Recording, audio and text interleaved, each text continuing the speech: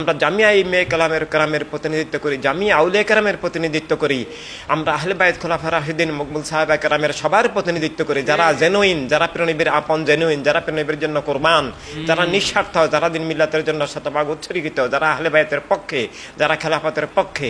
আর যারা আহলে বায়তের পক্ষে নয়, যারা খেলাফতের পক্ষে নয়, তারা আল্লাহর হাবিবের পক্ষে নয়, তারা সাহাবী নয়, তারা মুসলমানও নয়। সাহাবীর নামদারি বহু মুনাফিক ছিল।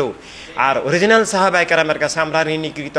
তাদের ত্যাগ কষ্টের বিনিময়ে আমরা ইসলাম পেয়েছি। আর না হলে ইতিহাস হয়তো ভিন্ন রকম হতো। এইভাবে আমরা জামিয়া ইলমে কেরামের অনুসারী, জামিয়া আউলিয়া কেরামের অনুসারী। বর্তমানে এমন একটা সময় দুনিয়াতে আসছে যে ইমামদের নামে পর্যন্ত কুফরি কিতাব, ইমামদের কিতাবগুলো পড়লে ইমান পাওয়া যায় না। ইমানের বিপরীত অনেক বদাকিদা দেখা যায়, অথচ ওনারা সেগুলো লেখেননি। এভাবে হাদিস শরীফের কিতাব পর্যন্ত পড়লে হাদিসের নামে জাল হাদিস পাওয়া যায়। এভাবে মিথ্যা হাদিস শরীফ যে হবে, ওগুলো তো শরীফ নয়, মানে হাদিসের নামে মিথ্যা যে হবে, এটা হাদিস শরীফে স্পষ্ট বলা আছে। এভাবে সতর্ক থাকতে বলা হয়েছে। এবং আল্লাহ তাআলা নিজের কোরআন সম্পর্কেও বলেছেন, আমার এই কোরআনকে অপব্যাখ্যা করে, কোরআনকে বিকৃত করে, ভুল অর্থ করে, বস্তুবাদী অনুবাদ করে অনেক কুফরি ছড়াবে। তোমরা সতর্ক থেকো, তোমরা হকের উপরে থেকো। এভাবে আল্লাহর হাবিবের প্রেমে, আহলে বায়তের গোলামিয়তের ধারায় আমরা যেন হকের আসল দিশাটা পাই এবং সেটাকে নিয়ে এগিয়ে যাই, সেটাকে কায়েম করে, সেটাকে ধরে রাখি, সেটাকে বাঁচাই। কিন্তু বর্তমান দুনিয়ায় সেটা খুবই দুর্লভ ছিল। সেটা মানে এমন কোনো ইনস্টিটিউশন ছিল না যেটা সব বাতিল চিনা যাবে, সব বাতিল থেকে মুক্ত হওয়া যাবে।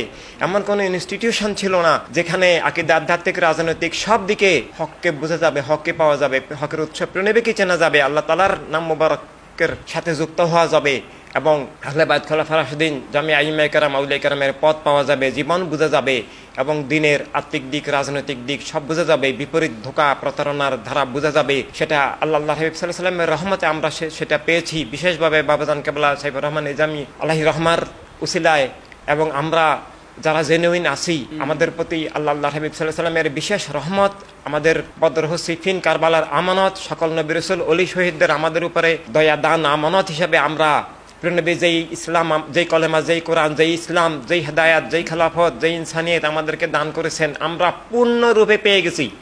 যা কিছু কায়েমের জন্য, যা কিছু খাতের জন্য, যা কিছু থেকে মুক্তির জন্য, কিভাবে আত্মার গঠন হবে, জীবনের গঠন হবে, জীবনের রাষ্ট্রীয় রূপরেখা, বিশ্ব রূপরেখা হবে, কিভাবে আমি প্রিয়নবীর হতে পারবো, আর কি কি অপশক্তি আমাকে বিচ্ছিন্ন করতে পারে, আমার জীবন কেমন হবে, সব কিছুর ব্যাখ্যা, দিশা, প্র্যাকটিক্যালি রূপরেখা, সমগ্র মানব মণ্ডলীকে আমরা কিভাবে উদ্ধার করব, আমরা যা কিছু হারিয়ে ফেলেছি তা কিভাবে পুনরুদ্ধার করব, আমরা আবার কিভাবে সত্য এবং মানবতার ধারাকে জয় করব, আমরা কিভাবে আবার আল্লাহ তাআলার নাম মোবারকে, প্রিয়নবীর প্রেমে, শানে, আহলে বায়তের গোলামিয়তের ধারায় সত্য এবং মানবতাকে, তাদের দিন মিল্লাতকে, মানবতাকে আমরা বিজয়ী করব, সবকিছুর রূপরেখা পরিপূর্ণরূপে আজ স্পষ্টভাবে দুনিয়াতে ওয়ার্ল্ড সনি মুভমেন্ট, ওয়ার্ল্ড হিউম্যানিটি রেভলিউশনের মধ্যে দিয়ে আসছে। এই আশাটাও, এই পাওয়াটাও বিগত ইতিহাসে দুর্লভ ছিল। বিগত আমরা ইতিহাসে অনেককে আমরা বাতিল বিরোধী অনেক ব্যক্তি দেখেছি, বাতিল বিরোধী আমরা অনেক পীর আলেম বুজুর্গ দেখেছি বিগত ইতিহাসেও। হকের আপন, হকের জন্য কোরবান হতে পারেন, হকের জন্য প্রাণ দিতে পারেন, এমন অনেক ব্যক্তি আমরা বিগত ইতিহাসে আমরা সব সময় দেখেছি ছিলেন। কিন্তু সঠিক পথ না থাকাতে, পূর্ণাঙ্গ পথ না থাকাতে, সর্ববাতিল থেকে মুক্তির দিশা, আধ্যাত্মিক, রাজনৈতিক সম্মিলিত পথ না থাকাতে আমাদের পূর্ববর্তী ইতিহাসে অনেক শহীদ হয়েও হক এগিয়ে যায় নাই, বাতিল উৎখাত হয় নাই এবং অনেক চেষ্টা, অনেক ত্যাগ স্বীকার করেও বরং মিল্লাত আরও পিছিয়ে গেছে, মিল্লাত আরও ধ্বংস হয়ে গেছে। আমরা বিগত শত শত বছরের ইতিহাস দেখি, ভুল পথে চলা, আত্মঘাতী পথে চলা, এক বাতিলের বিরোধিতা করতে গিয়ে আরেক বাতিলের দালালি করে ধ্বংস হয়ে যাওয়া, বাতিলকে কায়েম করে দেওয়া, এভাবে ইমান নষ্ট হয়ে যাওয়া, দিন ধ্বংস হয়ে যাওয়া। আজকে আমরা ইসলাম বলি, মুসলিম মিল্লাত বলি, যেমন পরাজিত, একই সাথে আমরা মানুষ, মানবতা, মানবাধিকার, মানবতা রাষ্ট্র, মানবতার দুনিয়া শুধু পরাজিত, উৎখাত নয়, দুনিয়াতে মানব জীবনের সংজ্ঞা পর্যন্ত নাই। জীবন বস্তুর ঊর্ধ্বে, জীবন গণ্ডির ঊর্ধ্বে, জীবন স্রষ্টার নামে, স্রষ্টার আলোকে। মানুষ হতে হলে মানবিক গুণাবলী, বৈশিষ্ট্য, মানবিক চেতনার দৃষ্টি লাগবে, মানবাধিকার স্বীকার করতে হবে, স্রষ্টা প্রদত্ত খেলাফত, খেলাফত ইনসানিয়াত, আত্মমালিকানা, দুনিয়ার মালিকানা নিজের জন্য এবং সবার জন্য স্বীকার করতে হবে। বর্ডারের ঊর্ধ্বে মন, মগজ, চিন্তা, চেতনা হতে হবে।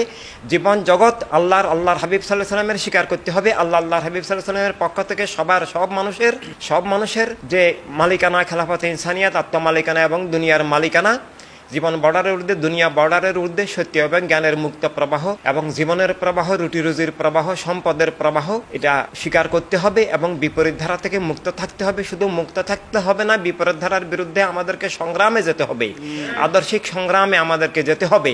এভাবে আর তা না হলে আমরা মুক্ত হব না এবং ভুল পথে, এমনকি নিয়ত ভালো হলেও বুঝতে হয়, না বুঝলে ভুল পথে, তাহলে আরো উল্টা ক্ষতি হয়ে যায়। আমরা বিগত ইতিহাসে দেখেছি অনেক ভুল করেছে আমাদের মিল্লাতের সঠিক দিশা, সঠিক নেতৃত্ব, সঠিক ইমামত না থাকাতে বিগত ইতিহাসে অনেক ভুল করেছে। মানুষ ভালো, নিয়ত ভালো, হৃদয় ভালো, জীবনও দিয়েছে, কিন্তু এতে করে বাতিল লাভবান হয়েছে এবং হকের ধারা আরো পিছিয়ে গেছে, আরো ধ্বংস হয়ে গেছে, আরো উৎখাত হয়ে গেছে, বাতিলের হাতে সব চলে গেছে।